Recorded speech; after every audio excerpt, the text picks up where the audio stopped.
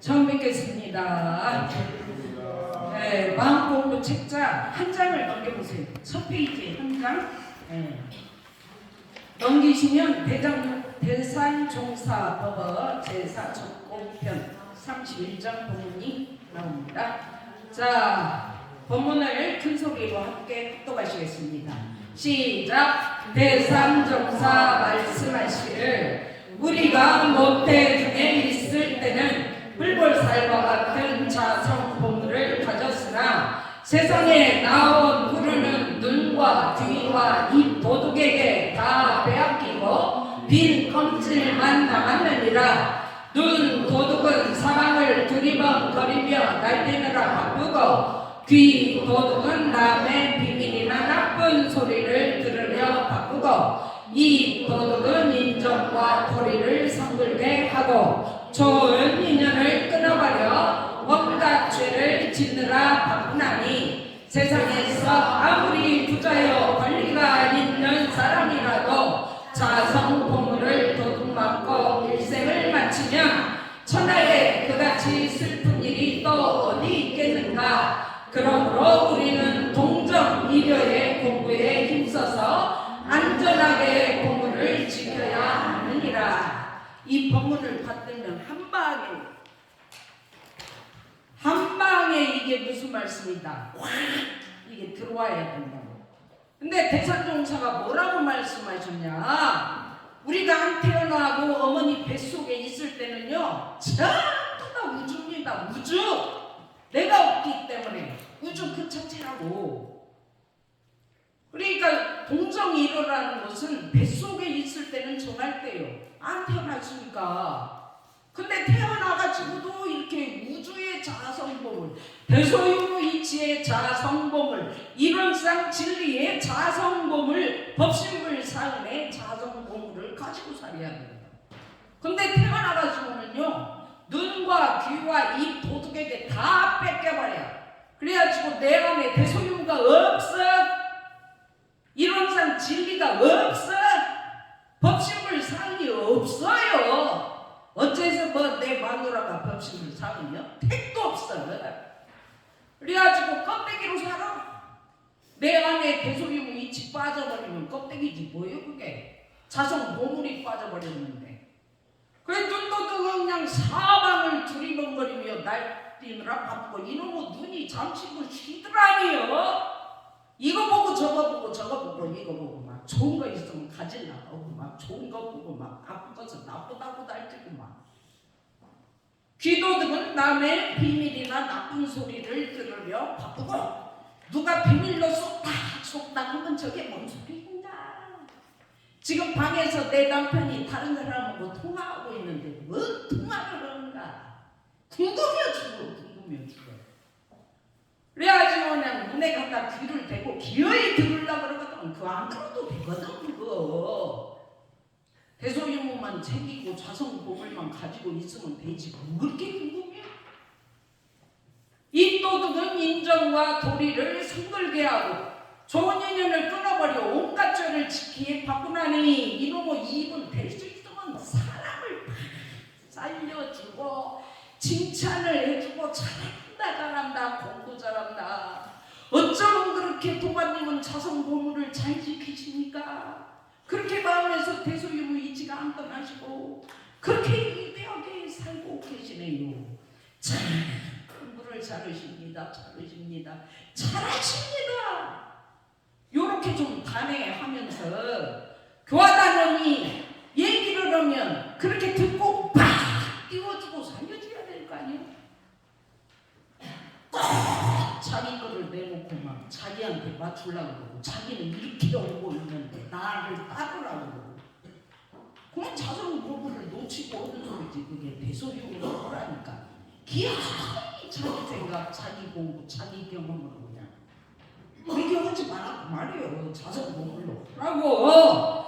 그 다음에 세상에서 아무리 부자요 권리가 있는 사람이라도 자성보물을 도둑맞고 일생을 마치면 천하에 그같이 슬픈 일이 또 어디 있겠는가. 일생을 살아놓고도 죽을 때 아무것도 없이 빈손으로 가려고 하면서도 자성 보물까지도 없이 놓쳐버리고 죽어? 그같이 슬픈 일이 어디냐고 말이야.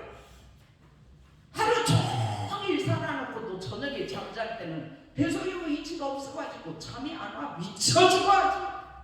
뭔 놈의 생각이 그렇게 많아. 잠이 안 와. 그러므로 우리는 동정이려의 공부에 힘써서 안전하게 부부를 지켜야 하느니라. 뱃속에 있을 때처럼 태어나가지고 살면서도 나를 죽이고 내가 없다 생각을 하고 대소유무만 지키면서 살고, 저 같은 경우도 새벽에 좌선을 하면 그렇게 좋을 수가 없어. 그냥 대소유무 이치에 푹 빠져갖고 있어. 그런데 목탁을 딱 치고 벗겨오고 일어나서 청소를 하고 밥을 하고 설거지를 하고 먹을 것을 챙기면서 자칫하면은 자성보물 대소유무 이치가 동할 때 움직일 때 대소유무 이치가 한다, 대소유무 이치가 한다, 이치가 온다, 이치가 온다. 이걸 놓치면 그냥 동할 때는 자성보물이 도망가버리더라고요. 대소유무가 도망가버려. 그러니까 대종사님께서 동정이려 동할 때나 정할 때나 한결같이 앉아서 좌선을 할 때도 대소유무지만 일어나서 청소하고 밥을 하고 설거지를 할 때도 대소유무로 하라고. 그 움직일 때도 대소유무, 움직이지 않고 가만히 있을 때도 일이 없을 때도 대소유무.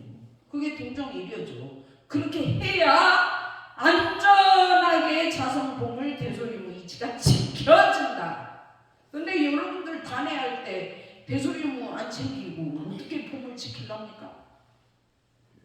교화당원이 뭔 소리 하면 대소유무 이치로 안 듣고 내 생각으로 듣고 내 감정으로 듣고 내 지식으로 듣고 내 뜻으로 듣고 그냥 살리는 말은 그냥 자기 말로 눌러버립니다. 그렇게 하면 단위가 안 됩니다. 보물을 죽여버립니다. 그렇게 하면. 그런 단위가 되지 말고 자성 보물을 지키는 단위가 되라. 그런 뜻에서 대산종사 적공편문을 내주셨다는 생각이 듭니다. 자, 이제 마지막 22쪽 펴보세요. 자, 시간 관계상 단해를 이제 치열하게나 자성 보물을 발견하고 그걸 찾는 얘기를 나누는 단해 시간을 많이 갖도록 하기 위해서 이번에는 저 혼자 읽으면서 빨리빨리 설명을 하고 마치도록 하겠습니다. 감각 감상인데 일기 제목이 변함없는 나요. 22쪽. 손자가 집에 왔는데 공책에 예쁘게 자기 이름을 써달라고 했다. 손자들 요새 많지요? 어르신들. 무심히 쓰려다가 예쁘게라는 말이 생각나 멈칫하고 손자를 바라보니 기대 가득한 눈빛으로 펜을 잡은 손을 보고 있었다. 3살 아이가 예쁜 글씨를 알까 하는 생각에 최대한 빠듯하게 이름을 써줬다. 아니나 다를까 손자는 공책을 받아들고 예쁘다며 좋아했다. 그리고 대뜸 물었다. 할머니가 되면 이름이 많아져요? 영문을 몰라 무슨 뜻인지 되물었더니 재미있는 말을 했다. 할머니는 이름이 많잖아요. 내가 할머니를 부를 때 할머니라고 하지요. 근데 아빠는 할머니를 엄마라고 하고요. 엄마는 또 할머니를 어머니라고 하고요. 예삐 할머니는 영숙이라고 또 하고요. 교무님은 할머니한테 원동님이라고 부르고요. 아파트 아저씨는 사모님이라고 불렀잖아요. 그게 다 할머니 부르는 이름이니까 할머니 이름이 많지요.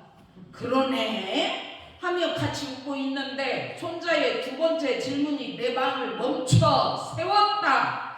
근데 할머니는 사람들이 부를 때 어떻게 할머니를 부르는지 알고 대답해요? 손자의 질문은 참 근원적인 질문이었다. 맞다. 명칭은 달라도 모두 나란 사람을 부르고 있다. 사람마다 다르게 불러도 나인 줄 알고 대답한다. 물건도 같은 물건을 나라마다 다르게 부르지만 그 한 물건을 칭하는 것에는 변함이 없다. 그리 생각하고 보니 내 생의 모습을 바꿔와도 그 한 물건은 변함이 없겠다는 생각이 든다. 오늘은 손자 공책에 이름 써주다가 참으로 큰 공부를 했다. 이 할머니는 공부심이 대단한 거예요. 할머니라고 부르고 엄마라고 부르고 어머니라고 부르고 뭐 영수님이라고 부르고 원덕님이라고 부르고 다 그게 나를 부르는 소리인데, 이 대소유무라는 보물을 갖고 있으면 각자 그 대소유무 보물을 가지고 있는 그 사람을 계속 부른다고. 이름을 달리.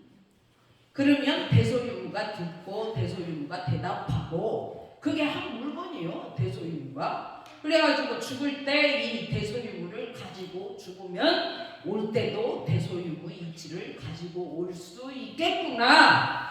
결국은 나라는 존재는 이름은 각각 달라도 대소유무 이치의 자성품을 그 하나다.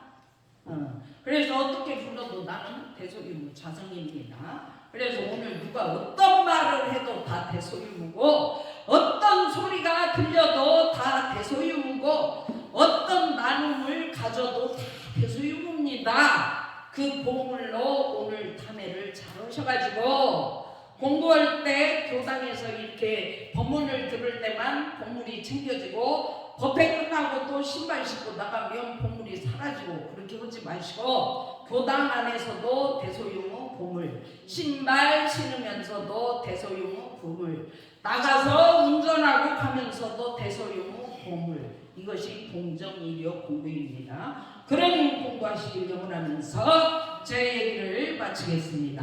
감사합니다.